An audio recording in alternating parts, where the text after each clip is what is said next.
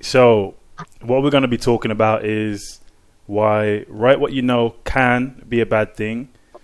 That's just knowing your limitations, knowing that you can't really fulfill that description or that scene or that whatever if you don't know what you're talking about. It's simple. And he was your writing coach.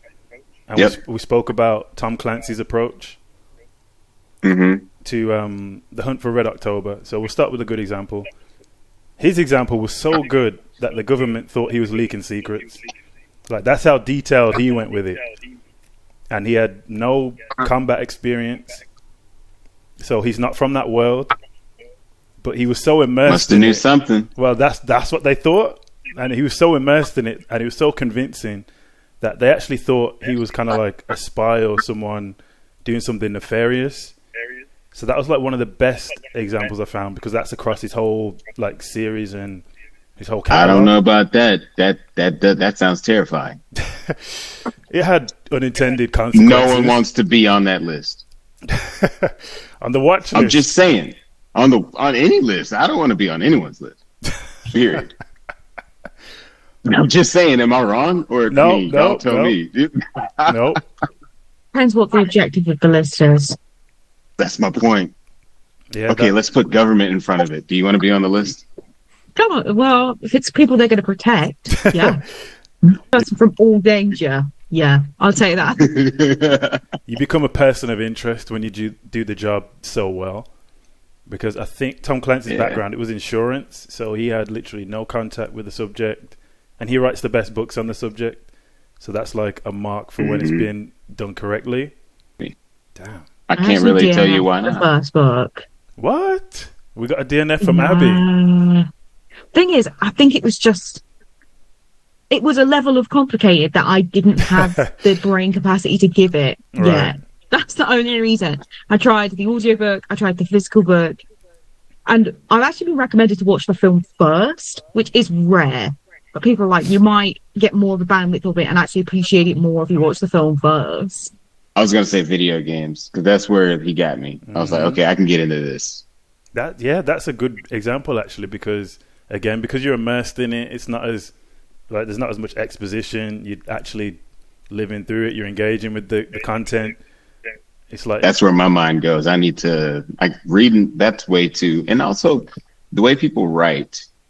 I feel like I'll put it to you this way: it will evolve to a point to where it can be more immersive. And right now, it's not like every writer's immersive. Right? Yeah. And so when you figure out how to write this type of content to where it's not going to give you whiplash every time, then maybe I'll give it a go. But I don't think we've cracked that code. I'll put it that way. Not yet, and maybe Not yet. AI might have some. Maybe very soon. But I'm not trying to trigger Lewis with the AI talk. But okay, on to the next example. Suzanne Collins. You know, we talk about Hunger Games all the time.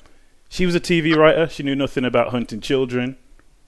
And, that kind of scenario. Well, I should hope not. I mean, I would be worried if anyone knew about hunting children. But again, it's a great example. School teachers. It's in a more positive way. The hunting progress out of the child, maybe. But yeah, she was a TV writer. She used her experiences of how intense it can be in that kind of environment, and just applied it to that whole game show scenario. But it's not like a direct reflection of her experience. So that's another way it can be used. I think that's different. I think world building is different, man. You can just make shit up. Now that takes its own creativity. It's just making shit up. You can pull stuff from reality. You can pull stuff from what you've seen, stuff from your childhood, from your trauma, whatever. And then you can pull it all together, which is incredibly complex. But I don't think that's the same thing as writing what you know, necessarily. Because when I think of write what you know, I think of moments within the story. If that makes sense, right? So in those moments when you're there was an interaction from the main character and another character, or there was an observation made, and it was caught from, whatever, or the narrator, however it was I guess, described, written. I think those moments have to hit someone. Yeah. It may not hit everyone. There's so many moments in a story that if you don't align to any of them, then I think the book failed. Okay, but all right, I've got another example as well, and this might be an even better one. Memories of a Geisha was written by an American man. He wrote the memoirs, a convincing memoir of a Japanese woman in that role, and that's the perfect example because he's not writing what he knows. That has nothing to do with his lifestyle, his viewpoint, different customs. Copycats too. People are good at imitating. Yeah, that's true. Like, I think that's an impressive trait. Con artists,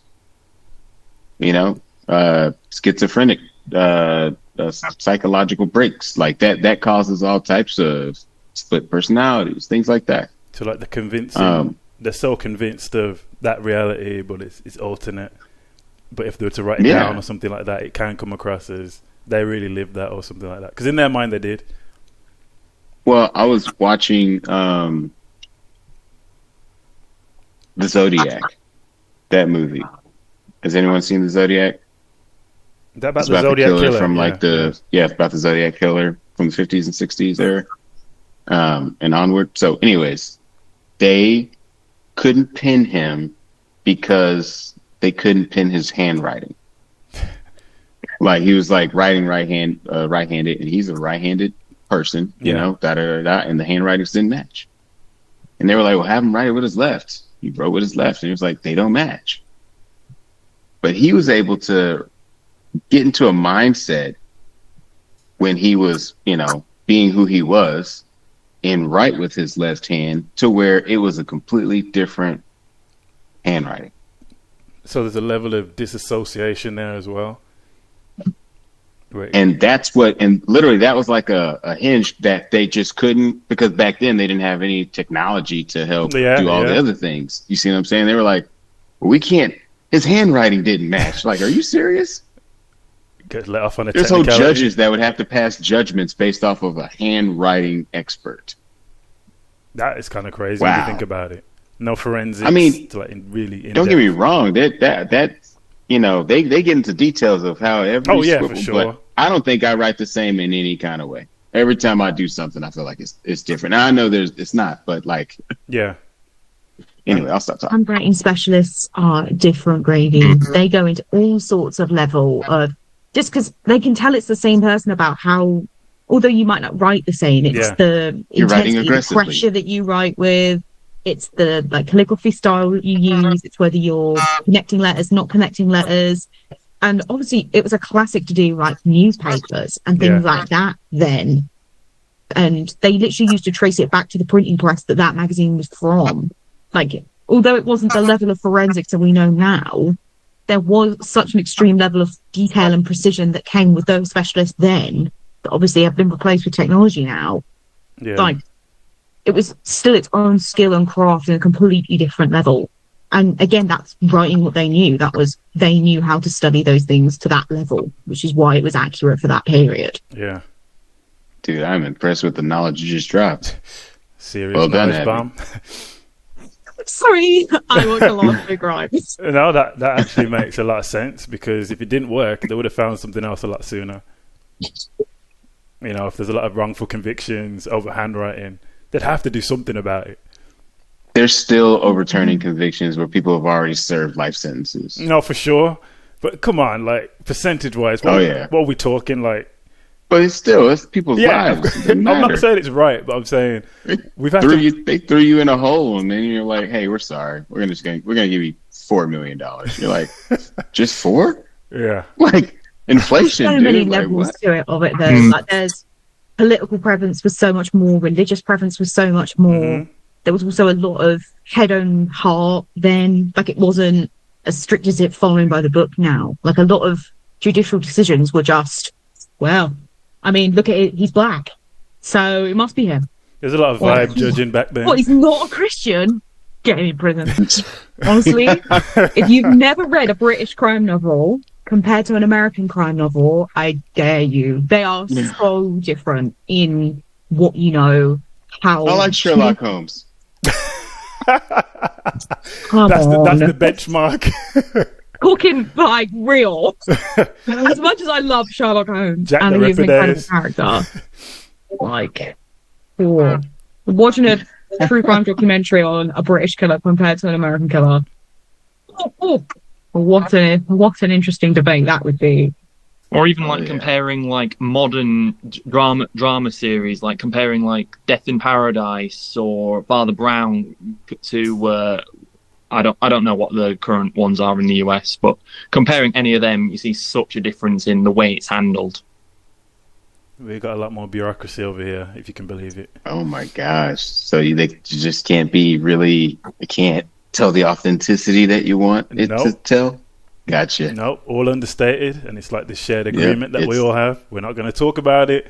We're just going to get on with it. Like any story that I've written, or like fan fiction that I've written, that I'm talking about something that I don't have personal experience with. I'm looking for not just terminology and like and also imagery that to help me like visualize it in my head, but if I can like actual accounts of what it is I'm talking about or writing about, so that I can try and make it feel a bit more authentic, but then balance that with sort of my own experiences, see what I can relate to, what I can't relate to, see how I can use them to balance each other out to make it feel authentic yet interesting.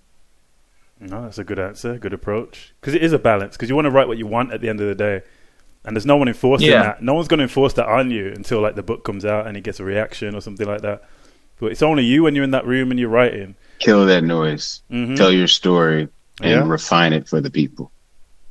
But to that, I agree with you, Lewis, 100%. I was going to say I'm writing a scene where my character's running like parkour across a rooftop and through a tunnel. And so they're jumping off of things, leaping, da-da-da. And they have to survive. They have to fight concurrently. They have to dodge flying debris, and I'm like, the hell do I know about that? So pulling up videos of like these really cool. I've always loved watching these parkour challenges, but learning how to write that's completely different. Yeah. And so, but doing that research of just watching it, having AI reverse engineer what's happening in these videos. And now you're able to integrate into the scene of what your character's doing to get from A to B to C to D. So you weren't tempted to lace up your Nikes and get out there? Well, no, absolutely not, man. These knees, absolutely, man. Do you want to let people into that scope of your life and literally go, oh, I'm literally just reading about me, just in a different font? And it's trying to think about the effect of those different things that you may or may not have experienced on that person. Like, unless you're physically writing about you, you don't know how living through all those A, B's and C's work together. Yeah. So it's important to research into people and their lives and how they deal with those things. And I mean, there's nothing more raw than the human experience. If you can find people that work in those fields, or articles or blogs or things like that of someone living through those things, or reading similar stories in similar genres and looking through other people's experience of writing in depth and techniques, is super important to bring the whole of it back together. Like, there's other authors out there who are fantastic. There are audio people out there who are fantastic. YouTubers. I mean, now we are in such a privileged time that we have the internet and the depth of all of those things to get as much research as possible. So there feels like there's no excuse to have something disjointed. Like, earlier writing, 100%, they didn't have the internet. So they could only deal with the experience they had and books and things they had resource to in their area. Limited. Whereas now it's unlimited. The authenticity fetish. So one, I love that. And then I thought about, dude, how do you feel when you watch a sex scene? Yeah. Now, one, that's alone. And then two, when you're watching it with like your parents or like your sibling, right? When we've all come across it. Do you feel some type of way? And I'd love to know how you feel. I feel something. With me, I'm like, I don't really want that in, like, I want a good story, because this was the problem with Power. Have you seen Power? Like the first season or two, that it was almost like just banging it out. Yeah, like like every episode had a scene like that. I'm like, come on, like just get on with the story. Same thing on HBO. You can imply that they're doing it. Have you read a romantasy book recently? Come on! A lot of banging it out. I prefer imply that that's what happened or whatever. Like, but let's get to the story. Let's keep the plot. Is that the British in you? You know what? There's an argument. Well, there is that, but there's also I think there's been surveys and studies that have shown that younger people are less interested in sex when it comes to stories, when it comes to like film and TV. They're less interested in it than previous generations. So I think there's also that aspect to it. Like me personally, I don't care. Like if it's part of the story, then fine, but it's not something like I'm dying to see.